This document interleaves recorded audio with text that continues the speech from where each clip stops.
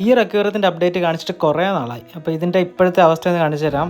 പണ്ടത്തെ മീനുകളെല്ലാം എടുത്ത് മാറ്റി ഇപ്പം ഈ ഒരു ബെറ്റ മാത്രമാണ്. പിന്നെ കുറച്ച് ഷ്രിംസും കൂടെ ഉണ്ട്. അപ്പോൾ അവനെന്തായാലും രാവിലെ ഒന്ന് ഫീഡ് കൊടുക്കാം. ആർട്ടിമേ ഫ്ലേക്സ് ആണ് ഞാൻ കൊടുത്തുകൊണ്ടിരിക്കുന്നത്. അപ്പം നല്ല രീതിയിൽ അവൻ കഴിക്കുന്നുണ്ട്. ഓരോ ദിവസം ഓരോ ഫുഡ്. പിന്നെ ലൈവ് ഫീഡുകളുണ്ട്, അതും കൊടുക്കാറുണ്ട്. അപ്പം കഴിക്കുന്നത് നിങ്ങൾക്കും കാണാമല്ലോ. ഈ ഒരു ആർട്ടിമേ ഫ്ലേക്സ് നമ്മുടെ അടുത്ത് സെയിലിനും ഉണ്ട്. ഇതുപോലത്തെ ടിന്നുണ്ട്. അതുപോലെ തന്നെ നിങ്ങൾക്ക് 50 ഗ്രാം തൊട്ട് മുകളിലോട്ട് എത്ര വേണമെങ്കിലും നിങ്ങൾക്ക് നമ്മൾ കൊറിയർ അയച്ചു തരുന്നതായിരിക്കും. ആവശ്യക്കാർ വല്ലതും ഉണ്ടെങ്കിൽ നമ്മളെ ഒന്ന് കോൺടാക്ട് ചെയ്താൽ മതി.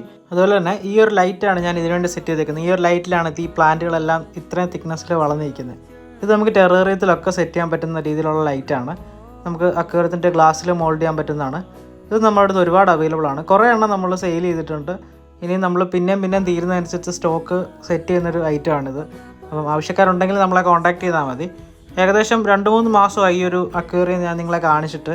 ഇതാണ് ഇപ്പോഴത്തെ അവസ്ഥ. അപ്പോൾ അടുത്ത വീട്ടിൽ നമുക്ക് വീണ്ടും കാണാം.